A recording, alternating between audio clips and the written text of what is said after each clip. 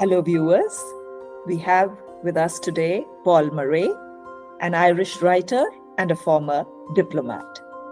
His first biography, A Fantastic Journey, The Life and Literature of Lafcadio Hearn, won the 1995 Kozumi Yakumo Literary Prize in Japan and was awarded the Lord Mayor of Dublin's Prize the same year. His second major biography, From the Shadow of Dracula, A Life of Bram Stoker, was published in 2004 and then again in 2005 and 2016. His most recent book, Lafcadio Hearn, Japanese Ghost Stories, edited for Penguin Classics, followed two earlier Hearn horror selections, Nightmare Touch and Quadin Ghost Stories of Lafcadio Hearn. He has also penned A Simple Guide to Ireland, Customs and Etiquette, under the pseudonym Aidan McNamara. So thank you so much, Paul, for taking time out to speak to us. It's indeed a pleasure to interact with you. So I'll start with my first question, Paul. Written two biographies, and you've received a lot of accolades for both your biographies. In fact, your first biography on Lafcadio Hearn won you a lot of literary awards also.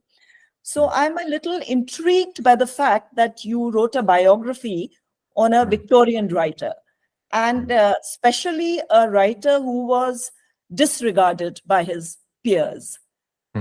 So please tell us a little about the inspiration behind your book. Well, thank you very much, and thank you very much for doing this interview. It's been a fascinating process because in all my years writing, I've never actually talked about myself as a writer before. I've only talked about my writing. So this is a new experience for me, and thank you very much for giving me the opportunity. To answer your question about Lafcadio Hearn, I went as a young diplomat to Japan in 1978 at the Irish Embassy there, and I found Japan incredibly interesting, exciting culture, and of course I wanted to understand it. And I was reading a lot of scholarly tomes that didn't seem to deepen my understanding, and then I discovered Lafcadio Hearn. I was in a bookshop one rainy Saturday afternoon, and I saw the spines of a whole lot of very similar books along a bookshelf, and it was a complete set of Lafcadio Hearn's Japanese works. I was intrigued by the name because Hearn is an Irish name, but Lafcadio was a bit strange. And I took down one of the books called Out of the East.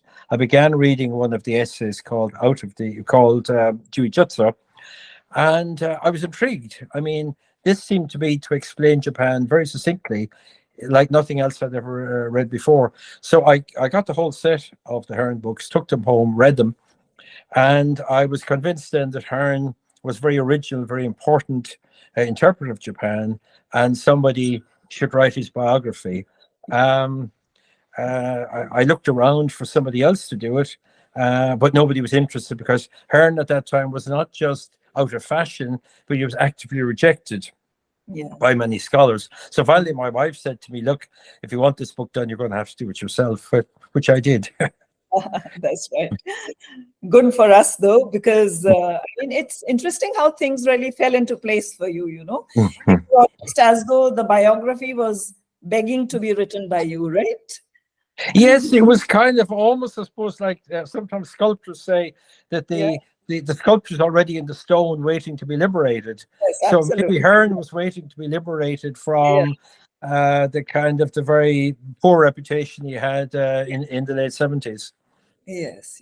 That's right. I would quote as Professor Hirakawa, who was the dean of Hearn studies in Japan. And he said in 1978, exactly when I was discovering Hearn, that American Japanology was so hostile to Hearn that if a student were to treat Hearn favorably, it would be seen by his superiors as his or her unfitness for serious academic work. So that's how bad it was. And I remember seeing actually a documentary on one of the Japanese television channels. I think it was NHK. And most of the interviewees were Western scholars, and they queued up really to denounce Hearn and to say that there was really not, apart from the interest in his life, that there was nothing in his work that was still relevant. Now, I, of course, passionately disagreed with that. So, yeah, maybe the spirit of Lafcadio was beckoning. Yeah. And I think your biography did a lot to change that attitude towards Hearn. I hope so. I was very surprised when it took me a long time to write it. I thought I'd write it in about 18 months. It was actually 13 years from start to finish. Part of that accounted for the fact I was a diplomat changing countries and so on. Yes. But when it was published finally in London, I was surprised that it was interviewed in such a wide range of journals. So you had mass market tabloids like the Daily Mail, you had serious journals like the Spectator, and you had the Financial Times that reviewed it as a business book and recommended it for Western businessmen going to Japan. So I was very surprised by the reception, and then the fact that it was republished by an American academic press, the Michigan University, and also in Japanese translation. So and then afterwards it was kept in print by Routledge. So I've been very, very surprised and gratified by the fact that it's just kept going. Yes. So all your research really paid off in that way. Yes, it did. I concentrated very much on the primary material. Yes. And there's a huge amount of that and many, many collections, mostly in the United States, because Hearn was a great letter writer, and he wrote long personal letters to many, many correspondents. So there's a huge amount of material there. So and I love primary source material. So I spent years going through that. Yes. First of America, later in Ireland, Britain, and so on. And then a very interesting and engaging man emerges from it. Yes, sounds really interesting. Yes. Yeah. So Paul, now let's move to your second biography on Bram Stoker, right? Now that was also very well received. And I would like to know, what was the genesis of your book? You know, what made you actually zero in on the creator of Dracula for your biography? Yeah, it might seem a strange book to do after a Japanologist. Yes. And the whole point of my biography of Hearn was to try and popularize his interpretation of Japan. Yes. But of course, Hearn was also a great horror writer. And now he seems to be destined more as a writer of kaidan, of Japanese ghost stories, than for his interpretation of Japan. But when my book was published in 1993, an Irish writer who was based in London, Frank Delaney, got in touch with me. He liked the book very much, and he asked me what my next book was going to be. And I said, well, there isn't a next book. I'm just a guy who's written a book. He said, well, I think you should keep writing, and why don't you try Bram Stoker? His logic being that Stoker was an almost exact contemporary of Lafcadio Hearn. They'd grown up in Dublin of the same era, the mid-Victorian, mid-19th century period. That he felt that up to that point, Stoker hadn't had a serious biographer. It was all what he called Fangs a Million. And in fact, at that time, when I started, there were only two very short biographies dating from years previously. So he said, look, if you're interested, I can get you a literary agent, and we can get you a big-time publisher and so on. And he said, in a sense, you've done a lot of the background research by your research on Hearn. So he was as good as his word. I said, of course, yes. Who was I to turn down this opportunity? And he got me a literary agent, Curtis Brown, and then we got a publisher, Jonathan Cape, which is part of Random House, and I got a commission from them, and again, a book that I thought would be written very quickly. It took several years, but it finally saw the light of day in 2004. Okay. Again, a very interesting journey.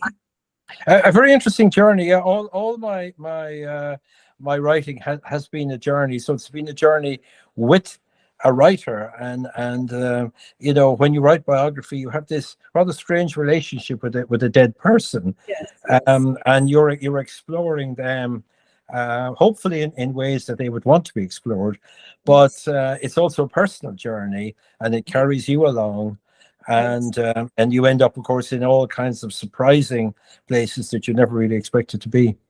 yes, absolutely. Mm. But then meeting Frank was a happy coincidence because he sort of urged you to take Yes, on this biography. yes, Yes. yes. No, he was extraordinarily kind, and there was no benefit to him in it. So I was very surprised and gratified that he took an interest in a kind of fellow youngish writer. I was in my 40s at that stage, and I think, but for him, I would simply have stopped after the Hearn book, feeling I had done what I set out to do. Yes, Mm. yes. So I was also wondering, Paul, your biographies are about writers of the Mm. late 19th century, early 20th century. Now, these would have, of course, required a lot of research and, access to libraries all over the world. Considering that both Hearn and Stokes, moved out from Dublin to various parts of the world. So that would have been a pretty tough job. How did you Mm. manage that? Well, it was very time consuming, that's for sure. Yes. Now, I was very lucky in that, for example, when I was working on Hearn, the Foreign Service posted me to places that made the research very easy. So I Mhm. went from Japan to North America, Mhm. based most of the year in Canada, but spending about 4 months every year in New York. So Right. the very first time I did any research, my wife and I went down to New York Public Library, where, of Okay. course, there was a great Hearn collection. And then Okay. while I was there, we got all the addresses of the other Hearn collections around the United States, Okay. and we wrote to all them. They were incredibly kind and generous in terms of giving me copies of all their collections. And Right. really, those American collections were the backbone of the work.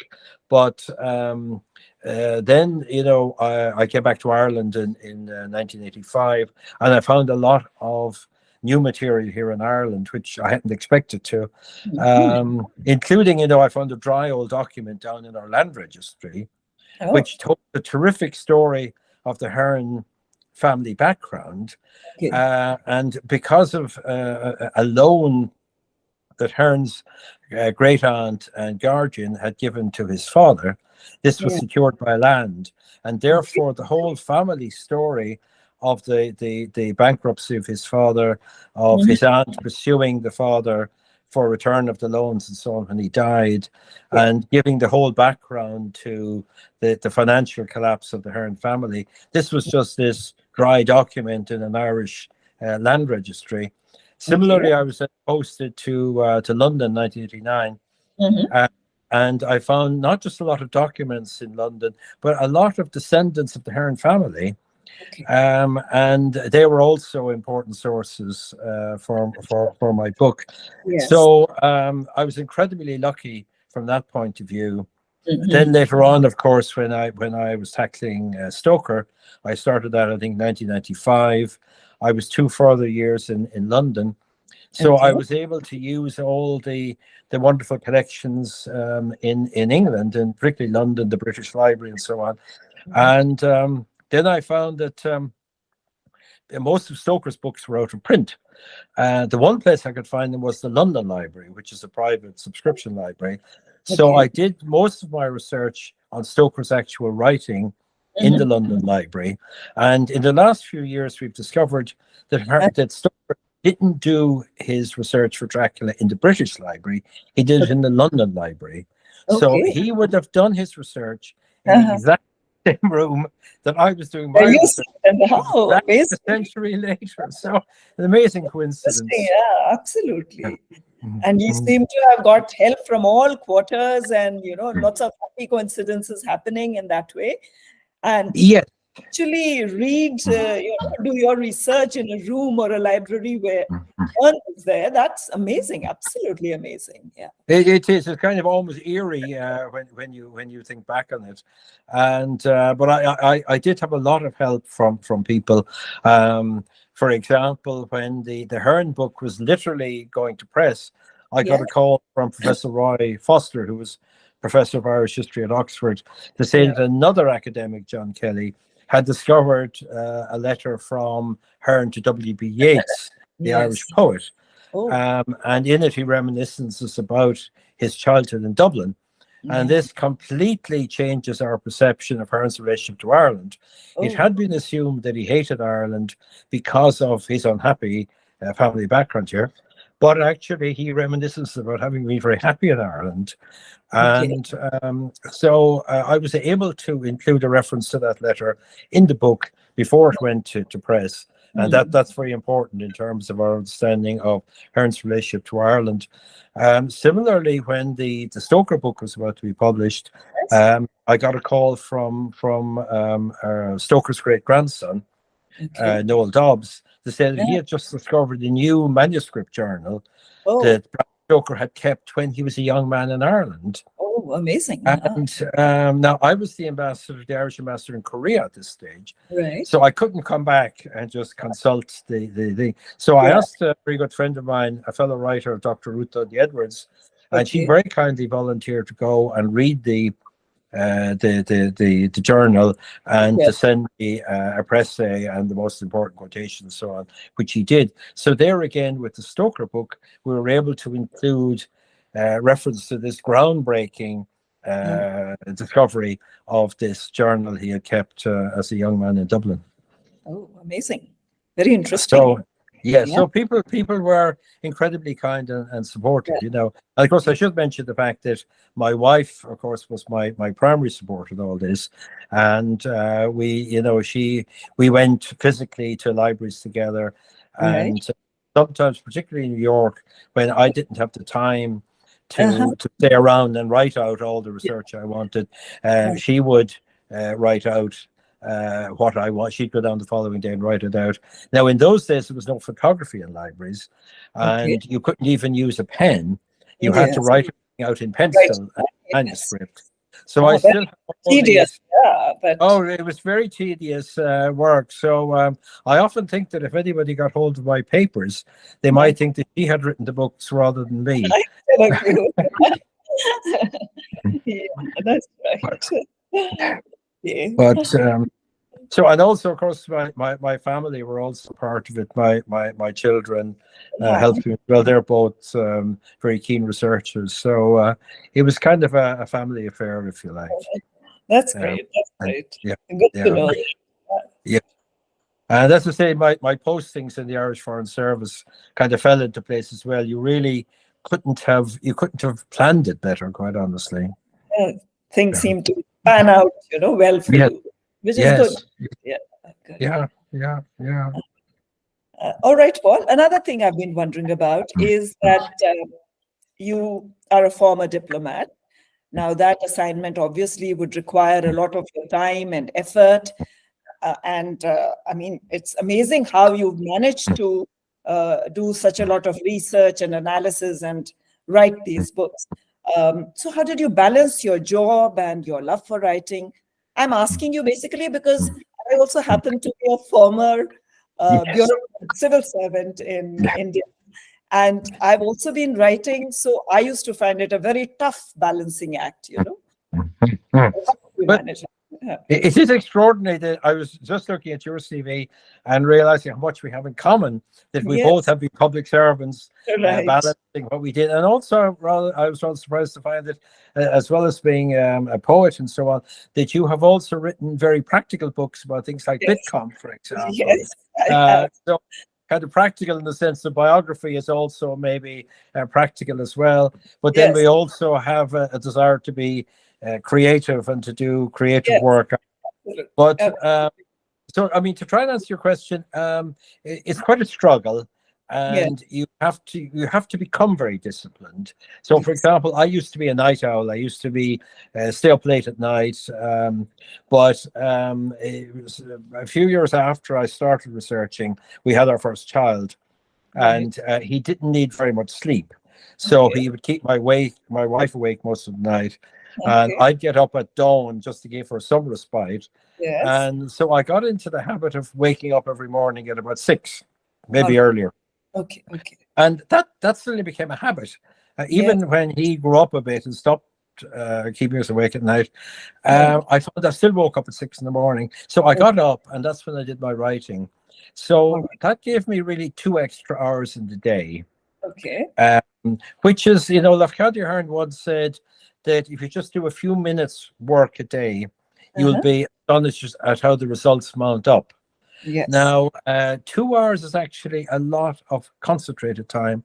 And I Right. think that early morning is the best time of the day. It's when you're freshest, the day Yes. is everything is very quiet. Yes. It's a wonderful time to be awake and to work. So I formed that habit. And then the other thing I had to do was become incredibly careful of time management. Yes. So Yes. in my day job, for example, I Right. had to be very strict with myself. And, I couldn't just pile files up and say, oh, I Uh, look at next week. I had yes. to simply handle every piece of paper once, make Yes. an instant decision on what you were doing with it. And then I Absolutely. found that that process actually benefited my day job as well as Yeah.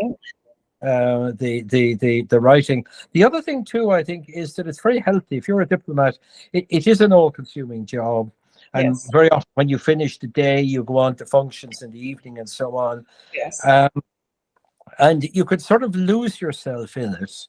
Um, and what I found with writing is it provided a wonderful sort of continuum through all my postings. It was a lovely kind of stabilizing factor. So no matter where I was in the world, whether it's Japan, Korea, the United States, the UK, or whatever, I had this constant factor in my life that I was always interested in. There was a little bit of me that a kind of a core that I could retreat to. I Yes. wasn't simply the man who did the job. But Yes. as I say, ironically, I think it made me a better diplomat as well as a writer. So I'm really glad So to know.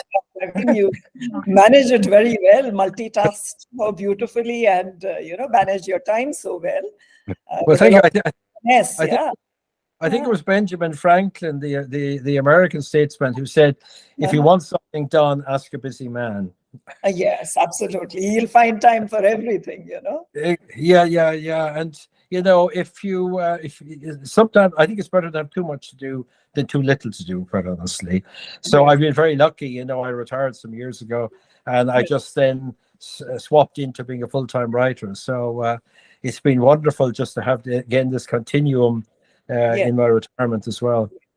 That sense of discipline, it carries on, helps you with your writing as well, of course. Yes. And it sort of helps you in your life, and you Yes, become very aware of how precious time is and yes, not to waste it. yes, And so yeah. And I think that in turn helps you to enjoy life more in general. yes. So, Paul, tell me, both your books are biographies. Tell me what made you gravitate towards this genre. Well, I suppose it kind of, it goes back to the fact that I think biography, first of all, is kind of an amalgam of literary and historical disciplines. Yes, And you're attempting to interface, I think, the writer, the writer's life and work to sort of illuminate both, essentially. right. Now, when I was a teenager, I had a vague ambition to be a writer. Right. But when it came time to go to college, Mhm. I didn't want to get stuck in literary criticism. I thought it would kill my love of writing. So I read history instead. And I did a thesis when I was at college on, would you believe, the social policy of the first government in Ireland. So a bit like yourself, I did very practical things. And that Yes. taught me the basics of primary material research and so on.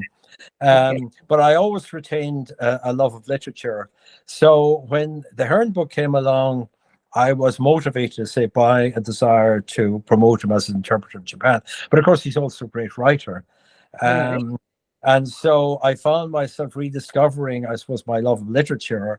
And so I was able to interface the two sides of biography, which are the kind of historical research Right. and the output of the writer, and trying to interface both, as I say, in order to illuminate one with the other. Right. And then of course, as you publish, people see things in your writing that maybe you didn't know were there yourself. And you get drawn into then academic conferences and contributing to books and writing articles for journals and so on. Yes. So you find yourself with at conferences where the vast majority of people there are in fact literary specialists. Yes.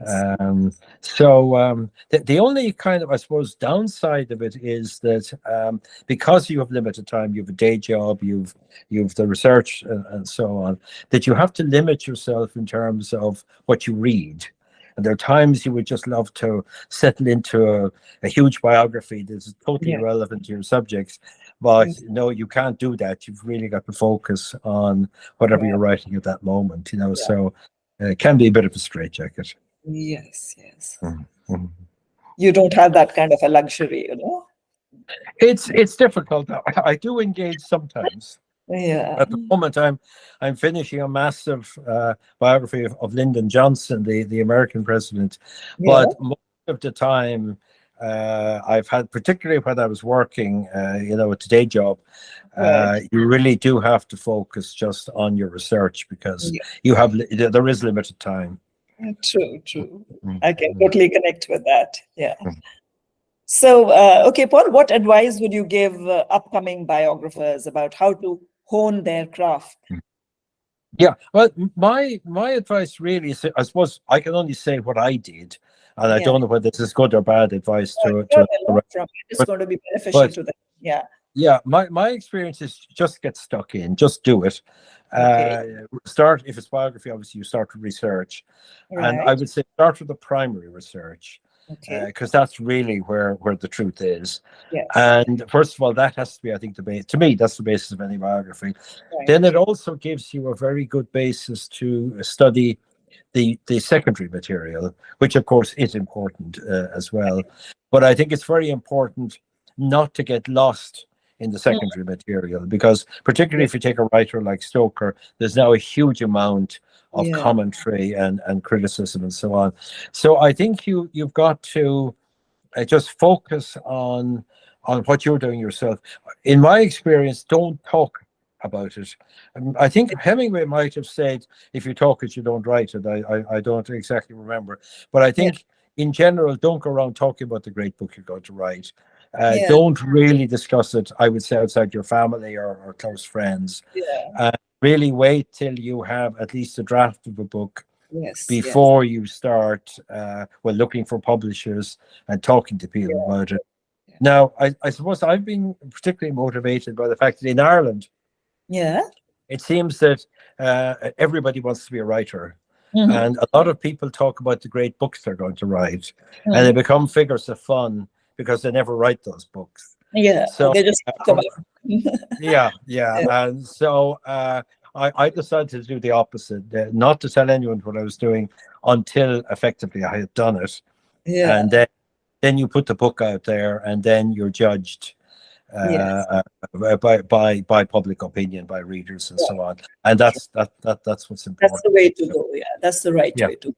Yeah. All right. So, Paul, another question about your biography on Lafcadio Hearn. It's been said that it moves beyond fact to metaphor. Now, that's a pretty tough ask. How did you make your factual biography metaphorical? Well, I think basically, I think Hearn made it metaphorical. I simply followed the metaphorical writings of Hearn. And I guess when I talked about his interpretation of Japan, for example, it's really, he's using metaphor to illuminate both the West and the East, and their relationship to each other. And to some extent, when Hearn writes about Japan, particularly when he's interpreting Japan, he's also informing his Western audience of his view of Western society. And earlier on, he had done that as a journalist in the United States, when in Cincinnati in particular, he spent 7 years there as a young man writing for the newspapers. And he explored all the dark side of life, the basically the gutter, everything, murders, executions, slaughter, so on, witchcraft. And you know, that too, in my view, was metaphorical. He was telling his American readership, this is what's underneath the veneer of your respectability. This is what's happening underneath. I think it might have related to the fact that Hearn himself was the product of very complex parentage.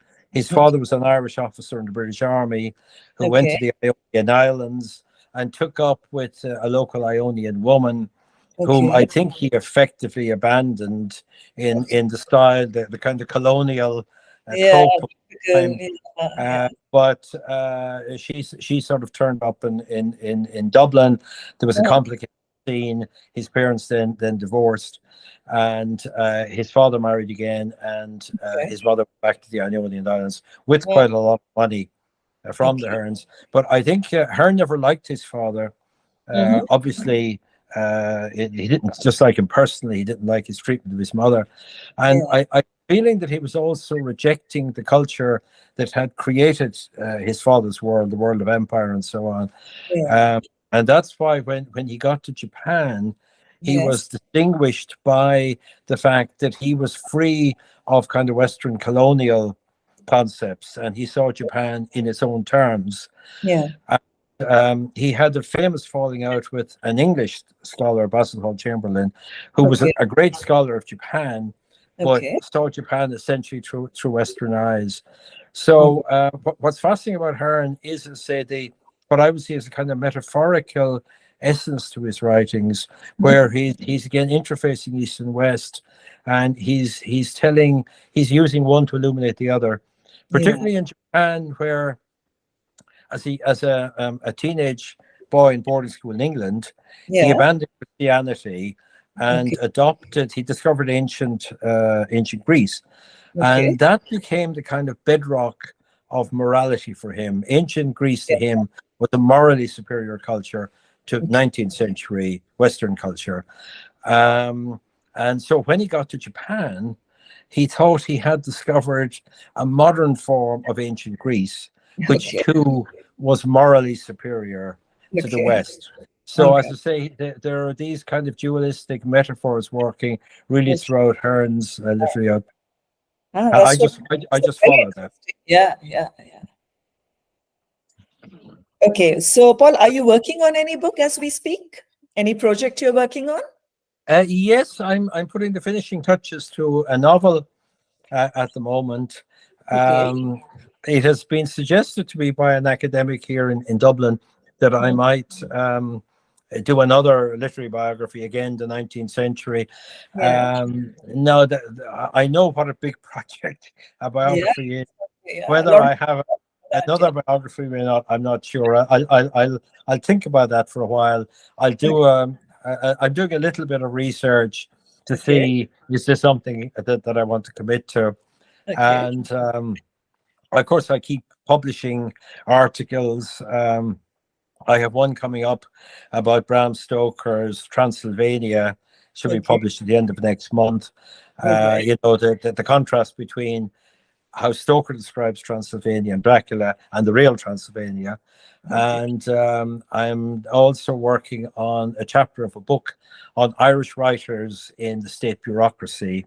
I'll be doing Stoker for that, because one of the interesting things about the Irish civil service, both under British rule and since independence in 1922, is that we have so many writers in the public service, you know, doing a day job as I did, or indeed as you did, and then writing. So some of our greatest writers, like Fran O'Brien, for example, were in fact civil servants. Okay. So how does it feel to be writing a novel instead of a biography? It's very exciting. It's something I had a literary agent in London in the 90s, and he Right. wanted me to write fiction because he said, the British public looked at Ireland and it seemed yesterday it was a horse and cart or Right. donkey and cart, and Right. suddenly today Ireland is a kind of highly industrialized, sophisticated culture with high tech and pharmaceuticals and that. And so he thought fiction could be a way of explaining that.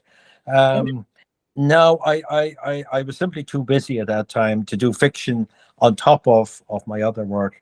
Yeah. But I did have the idea of starting fiction. I also felt that you needed to prove yourself as a writer, not to just write nonfiction.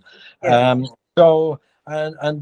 I had a kind of an inspiration from sort of family stories and that kind of thing.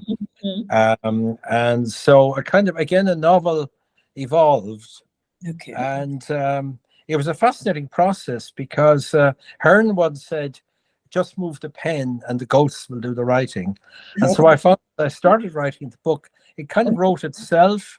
And the characters that you start off with in one form sort of morph into another form without you really realize you're consciously doing it. Yeah. Yes, yeah. The other challenge I suppose to see was, can you write dialogue, and what kind of fiction do you want to do? Is it in fact plot based or character based, and so on? Yeah. So I'll see about publishing it maybe next year, but it's been a fascinating learning process for me just to get involved in fiction. Yes, that's right. So I'm also curious to know, Paul, did the protagonists of your biographies influence you personally, your life? Not to the extent that I don't think identify with them.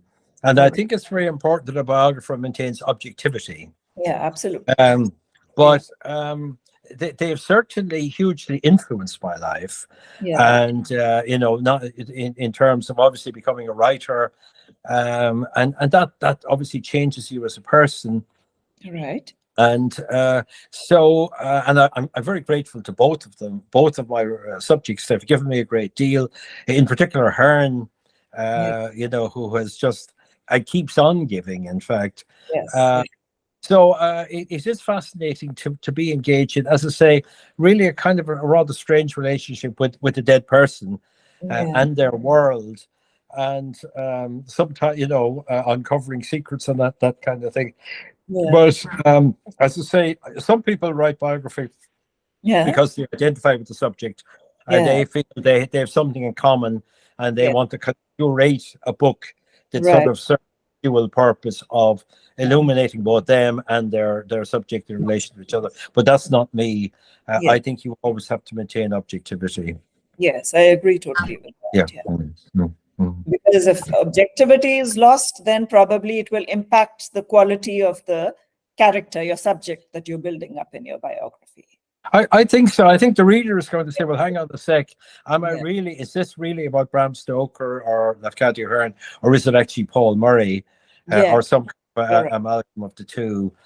So, and so it really, I mean, to me, to be worthwhile, a biography has to, I think it has to serve one of two purposes. Either the biographer needs to have discovered a lot of new material, particularly primary source material, or the biographer needs a new interpretation of the character. But just sort of producing a biography because you feel some sort of affinity with the subject, well, that wouldn't be me. It may be valid for other people. But the thing is that some part of the author's essence would probably be interwoven into a biography, because basically it is the perspective of the author that also comes into a biography. So we cannot completely detach the subject of the biography from the biographer. Is that right? No, that's true. And your vision, your approach, in my case, is very heavily based on primary source material and so on. But that's, for example, you can't be sure that you'll have the same kind of material for each biography. As I said, Lafcadio Hearn was a great letter writer, and we know exactly what he felt and thought about pretty much everything. Bram Stoker was the opposite. He left behind very little personal writings. He left behind, he wrote 500,000 letters for his theatre boss, Henry Irving, when he worked for him at the Lyceum Theatre in London. But he left behind very little personal correspondence. So when you're, particularly after he went to London at the age of 31, so to try and decipher Stoker, you have to look at his work much more and try and take autobiographical elements from the work and sort of merge them with the factual basis you have, you know. So so how you approach it and the amount of yourself you put into it and the amount of the writing of your subject you put in, as opposed to the amount of objective material that's there, that will vary from one book to another. And I have to admit, when I took on when I took on the Stoker biography, I assumed the same sources would exist as had existed for Hearn, but I found they didn't. So you know, each book is different and your approach has to be different. Yes, you have to change accordingly. Yes. And did your research throw up anything of personal interest to you? Well, yes, this very house I'm sitting in at the moment. I just, and I'm sitting in front of, if you see, there's a large granite surround behind me. This would have been the kitchen of the house back in the 19th century. And everything would have all, you know, there was no indoor plumbing or heating or anything in that era. So all the cooking and heating of water and everything would have been done around where I'm sitting at the moment. But the background to that is that when I was researching the Stoker book, I came across, I was looking at the letters of Edward Dowden, who was a professor at Trinity and a great friend of the young Bram Stoker, and probably the greatest single influence on him when he lived in Ireland, which was almost half his life. And going through the letters addressed to Walt Whitman, both Stoker and Dowden were writing to Whitman, I saw the heading 50 Wellington Road, which is where I live in Dublin. Amazing. So it turned out that this house was lived in by Edward Dowden in the heyday of his friendship with Bram Stoker. Now, because Dowden was such an important literary figure in the Dublin time, people like the family of Oscar Wilde would have been frequent visitors here. Bram would have been a frequent visitor. So upstairs where our reception rooms are, I always have this image of Bram in mind, this gigantic red-bearded man standing maybe with his back to the fire, pouring out a stream of brilliant talk to Dowden, and he, you know, discussing his hopes of the future, what he hoped to do with literature and so on. So it's extraordinary that I already owned this house before I discovered the Dowden collection. Then later on, the family of the poet W.B. Yeats lived here around 1890. Amazing. The house belonged to his uncle Isaac Yeats. But it's pretty certain that both W.B. Yeats and his painter brother Jack B. Yeats would have come here. Probably they were rather poor at the time, so they probably came to Uncle Isaac for a good dinner from time to time. Really interesting. The other kind of curious thing about the house is that Lafcadio Hearn grew up just around the corner from here. It's amazing. I mean, so very interesting. You know, that you would have a whole lot of these literary and artistic luminaries living in the same house, walking, you know, breathing the same air. It's like this would have been probably the place where the most intense and original literary gatherings would have taken place in the early 1870s, because Stoker and Dowden are both visionaries. They are both adherents to Walt Whitman, the American poet, who at the time is the most exciting thing happening in literature. A man, of course, who is outrageous to conservatives, but for the young men of the 1860s, like the young men of the 1960s when I was young, they're embracing the new and the adventurous and the different. So, you know, Dowden and Stoker would have been united in their passion for Walt Whitman in this house, and this probably would have been the place where the most exciting avant-garde literary discussions took place in the Dublin of that era. Absolutely. How wonderful. How wonderful. I really envy you. Well, I'm very happy to differ. But the interesting thing about Lafcadio Hearn living just around the corner from here was that I think the genesis of his being a great horror writer occurred in that house when he was brought up by his great aunt, who was a lonely young man who believed that the house he lived in was haunted by ghosts. And he had this is rather traumatic for him, because he used to be locked in his room without a light, and of course he was terrified. And he wrote this at quite some length when he was before he died, when he was in Japan. So and the final thing I'll mention is that the daughter of Edward Dowden became probably the greatest medium of the 20th century in certainly in the United Kingdom. So so there's a lot of literary and kind of spiritual things floating around here. Right. Okay. So Paul, now I'm going to ask you this last question. If I was to ask you to define yourself as a writer in 3 adjectives, what would those be? Well, I think I'm going to have to consult what I told you before, because when you asked me this question, I was kind of thrown, because how do you define yourself in 3 adjectives? I wasn't quite sure, but I had to go. I said thorough, compassionate, and original. And I thought afterwards, should I change these? I thought, well, no, I'm happy enough with those. Because I think you have to be thorough to be a biographer. I think you've got to be compassionate. I mean, objective on the one hand, but compassionate on the other hand. And you have to be thorough. In my view, you should leave no stone unturned. So I'm happy to live with those 3. I think those 3 very perfect adjectives, because originality has to be the hallmark of any writer. Without originality, writing is absolutely useless. And thorough, like you said, for a biographer, unless you're thorough with your research, you would not be able to, write a credible, authentic biography. And compassionate, yes, I certainly think that your biographies have changed the attitude towards Hearn. So definitely it's probably because you were compassionate in your approach and the way you built up the subject. I think, I suppose as well, you also have to have an original vision that's got to animate you. And I suppose I was lucky in that I wasn't an academic, so I could write that vision of Hearn. Had I been an academe, that would be it's very difficult to write something which is completely unfashionable.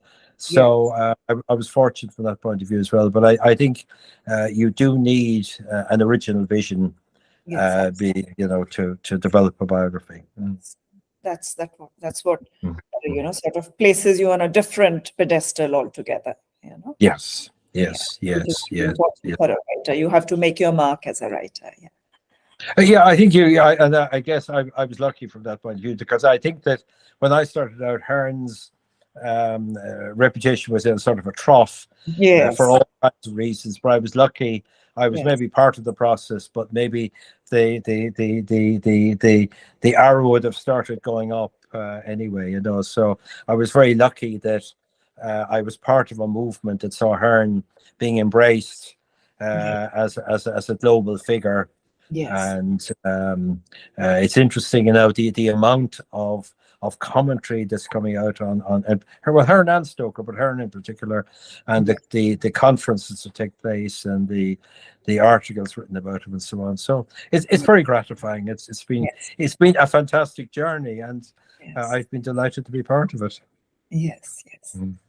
So Paul, thank you so much for taking time out to speak to us today. We wish you the very best in all your creative and literary pursuits. I hope your novel that comes out is going to be a great grand success. And we keep hoping that you write more acclaimed biographies of writers who have been overlooked by their contemporaries and by history. Well, thank you very much indeed.